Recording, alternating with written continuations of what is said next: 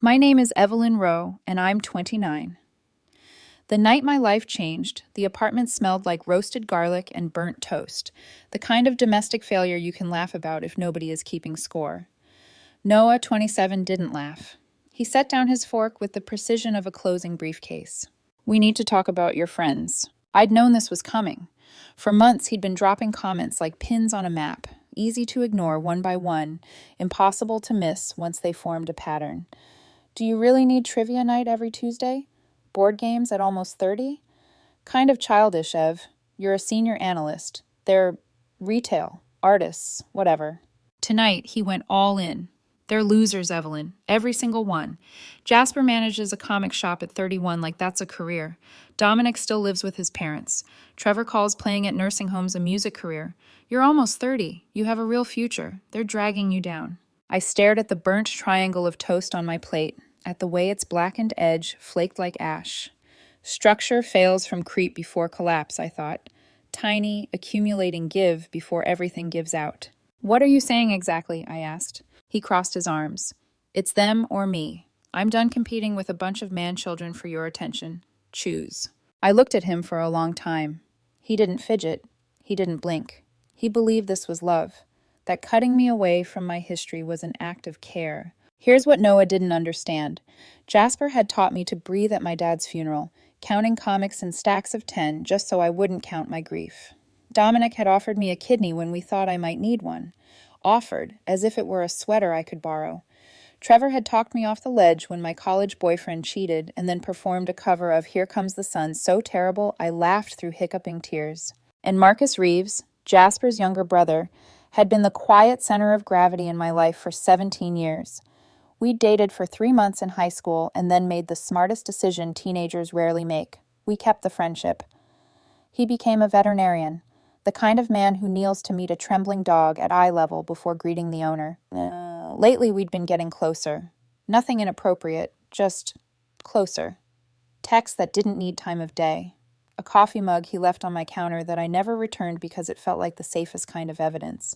Message received, I said at last. Noah's shoulders dropped with relief, a man who believed he'd just negotiated a merger. So you'll tell them this week? I'll handle it. He kissed my temple like I'd passed a test and went to bed content. I sat alone in the living room with the lights off, listening to the fridge hum and the city breathe, feeling the blueprint of my life redraw itself. The annual barbecue was that weekend. Dominic's parents' place. Same crew for 11 years. Noah had already announced he wouldn't go. I have that wine tasting with the guys from the office. You know, people with actual careers. His words hung in the air like a bad scent that clings to your jacket. On Thursday, I did 3 things. 1, I bought a ring. Nothing elaborate. A simple silver band with a small sapphire. Marcus always said diamonds felt like tiny spotlights that made him self-conscious. Sapphires looked like lakes you could fall into and be forgiven. 2, I told Jasper. He laughed so hard I thought he might pass out, then pulled me into a hug that smelled like paper and ink and every Wednesday we'd ever wasted joyfully in his shop. About time, he said into my hair. Do you want me to bring earplugs for Dominic's dad when you make your speech? What speech? The one where you burn your old life down to build a better one. 3, I packed. Not in anger, not even quickly, just methodically, the way I reconcile accounts. What belongs to me, what never did, what I'd been carrying because someone else didn't want the weight. I left Noah the apartment keys on the counter with a note I kept rewriting in my head and finally didn't write at all.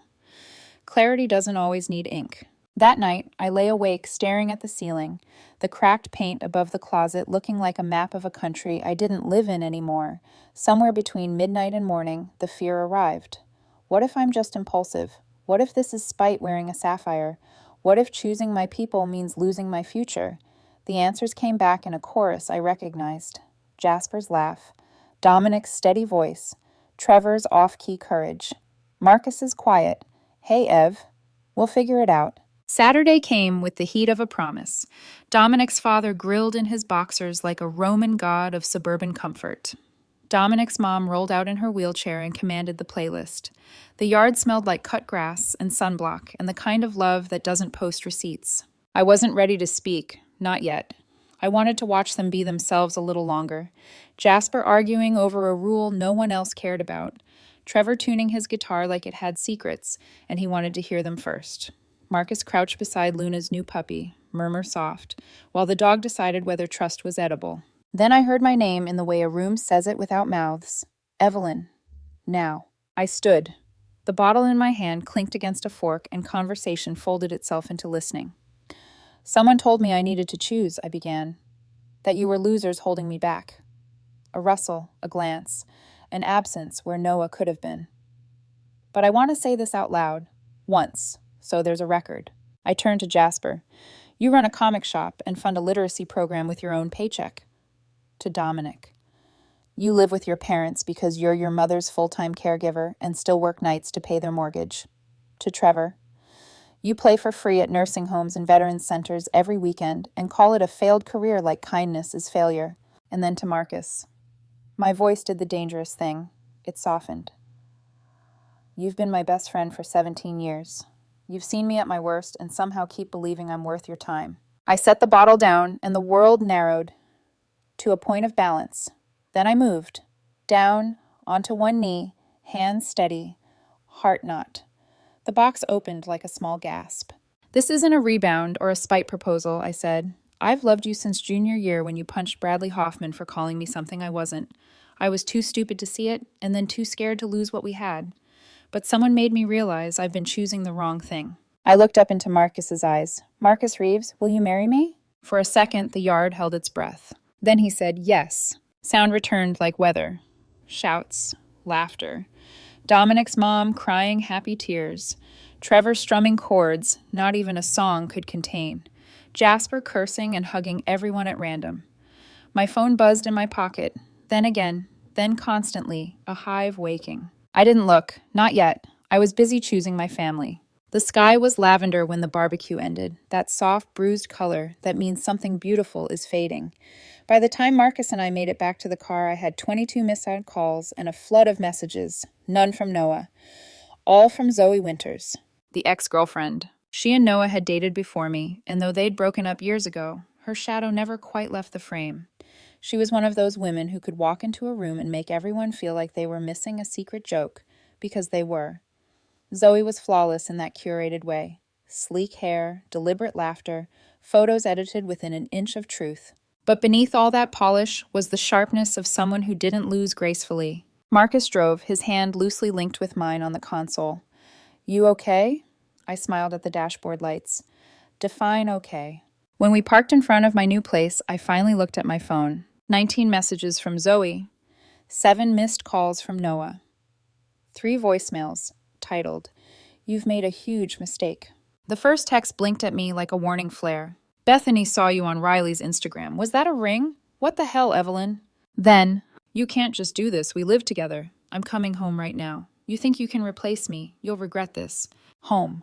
The word stung. There was no home anymore. Just a signed lease waiting for keys. I texted one line back. Moved out Thursday. Keys on the counter. We're done. Then powered my phone off. That night, Marcus and I celebrated quietly on the small balcony with paper plates of leftover lasagna from Dominic's mom. 2 impulsive decisions, he said, clinking his fork against mine. To the right ones, I corrected. The next morning, at 7 sharp, Dominic called. His voice was equal parts awe and apology. Ev, I don't know how to say this, but you might want to come over. Through the speaker, I heard shouting, a woman's voice. When I pulled up 10 minutes later, Zoe was standing in Dominic's parents' driveway, still in her silk pajamas, mascara bleeding like ink. She was screaming, I want my boyfriend back! Dominic's dad stood on the porch in his boxers, holding coffee like a prop. Which one, ma'am? The one who proposed to someone else, or the one you called a loser? She spun toward him, teeth bared. You don't know anything about us. Oh, I think we do, came Dominic's mom's voice from her wheelchair, rolling forward with her phone out. Keep going, dear. This lighting's perfect for the restraining order. I froze at the edge of the yard, watching the scene unravel like a bad stage play. Marcus appeared beside me, voice low. She's going to implode. She already did. When Zoe spotted me, her expression fractured. You think you can steal him? You think this is love? No, I said softly. This is closure. Her scream cracked into sobs, the kind that come from the throat, not the eyes. Then she left, still shouting threats over her shoulder about lawyers and theft. Dominic's dad exhaled. You've officially upgraded our family barbecue to a live performance. Monday. At work, I was halfway through an email when HR pinged me. Can you step into Jerome's office? Jerome, my manager and Trevor's older brother, was trying not to laugh when I arrived. Apparently, your ex called the company hotline, said you're having a mental breakdown. My jaw tightened. Because I proposed? He raised a brow. Odyssey. Because you proposed to someone we all know and like. I was at the barbecue, remember? If that's a breakdown, sign me up. Relief hit like oxygen. He slid a folder across the desk. Still, we're filing a harassment report to be safe. HR will want a paper trail if she escalates. I nodded. She will. When I left his office, my phone buzzed again. Unknown number. You ruined everything. The message vanished before I could screenshot it. Tuesday. The storm found a new way to reach me. My new landlord called, voice uncertain. Ms. Rowe, I just wanted to confirm you're withdrawing your lease application. What? No, I'm moving in Friday. Oh, she said you'd reconciled. She? Your girlfriend. She had all your information. My heart sank. Zoe! I hung up and went straight to the police station. The officer taking my report looked exhausted in the way only people used to chaos do. So, he said, typing, your ex pretended to be you, canceled your lease, used your personal info. Yes. He shook his head. That's identity fraud. You'll need a restraining order. He didn't sound surprised, just sad. That night, I came home to find Marcus sitting on the floor of my half-packed apartment, a half-eaten sandwich beside him. His car keys were on the table, deep scratches running across the metal like someone had dragged a blade there. She keyed my car, he said simply. It spells out something, but the letters are off. I think it was supposed to say, whoa, something. We watched the security footage from his neighbor's camera. A hooded figure, 2 a.m. Quick, deliberate. Couldn't see the face, but we didn't need to. I reached for his hand. She's unraveling. He squeezed mine back. Then we hold steady. Wednesday. Every single one of my friends woke up to the same Facebook message. A burner account named Truth Hurts had posted doctored screenshots of fake conversations between me and Zoe, texts that supposedly proved I'd been cheating on Noah for months. Jasper replied publicly, of course. Wild. Evelyn figured out time travel.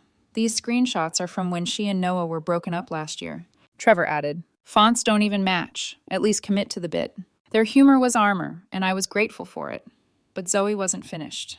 That afternoon, she made her final mistake. She used her work email. The subject line, the truth about Evelyn Rowe and Marcus Reeves. She sent it to everyone in my contact list.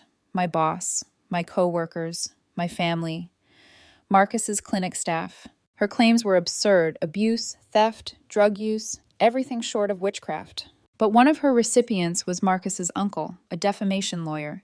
And ironically, one of mine was her own company's CEO, who had my email from a past project. Within an hour, she was fired. Not just fired, escorted out by security. When I got the call from her boss, I half expected him to scold me. Instead, he sighed. Ms. Rowe, I'm so sorry. We had no idea she was capable of this. Please send us any police documentation you have. I hung up and looked at Marcus, who was icing the scratches on his car door. She's going to come here, I said. He met my eyes. Then we'll be ready. By Thursday morning, the quiet felt wrong. Too thin, like air before thunder. I woke to a text from Jasper. Zoe's mom's calling everyone. Brace yourself. At first, I ignored it. Maybe it meant help. Maybe damage control. I'd already filed the police report and started the restraining order process. There wasn't much left for Zoe to take. But then Helen Winters, Zoe's mother, called me directly. Her voice was soft, worn out in the way only mothers of chaos sound. Evelyn, honey, what happened? I hesitated. You probably heard her version. I did. A long sigh. She said you had a breakdown, that you proposed to a stranger. I almost laughed. A stranger I've known for 17 years. Helen was quiet for a while. She gave you that ultimatum, didn't she? I told her not to. Told her those friends of yours were good people. She thought she could fix me by cutting them off. Helen's tone shifted, gentler.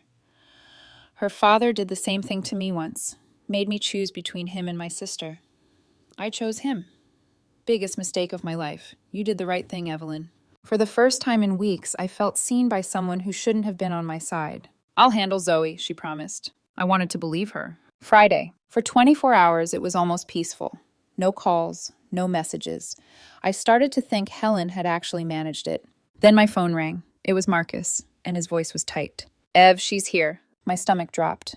At the clinic? Outside my building. Rick, the doorman, won't let her in. She's screaming. I could hear it in the background, muffled, furious, unraveling. When I arrived, Rick was standing like a sentry, arms crossed. She tried to sneak in behind another resident, claimed she was your sister. Through the glass doors, Zoe was pounding her fists against the frame. You can't do this to me. You can't just erase me. Behind her, another woman, taller, sharper, yanked her back. Iris, Zoe's sister. Let's go, Iris hissed. No, she's ruining my life. Iris turned toward me with a glare that could slice marble. You think this is funny? No, I said calmly. I think it's tragic. Rick lifted his phone. Ladies, I've already called the police.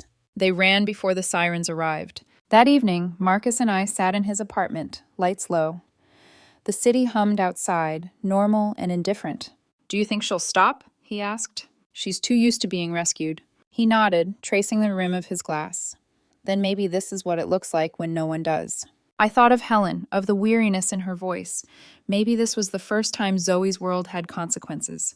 Monday, the hearing. It felt like the air conditioning in the courthouse was set to numb.